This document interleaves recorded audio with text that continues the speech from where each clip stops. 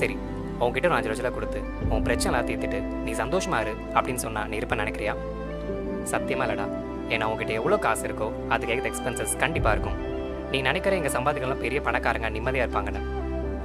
எல்லாருமே அவங்க 1 லட்சம் சம்பாதிச்சாலும் சரி, 500 சம்பாதிச்சாலும் சரி, அவங்களுக்கு ஏற்ற எக்ஸ்பென்சஸ் இது தான் இருக்கும். உனக்கு ஓன் லெவலில் இருக்குன்னா அவங்களுக்கு அவங்க லெவலில் இருக்குடா.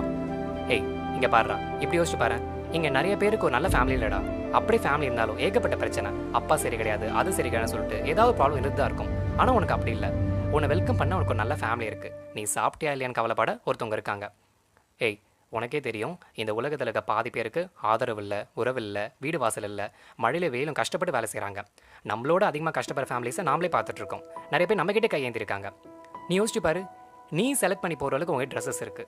அதே மாதிரி உன்னை சுற்றி நல்லவங்க இருக்காங்க. இதோ நான் இருக்கேன், நீ சொல்லதை உட்காந்து கேட்க. இதே மாதிரி எத்தனை பேர் இருப்பாங்க சொல்லு? ஏய், உங்ககிட்ட ஒரு விஷயம் சொல்கிறேன். நீ சொன்னல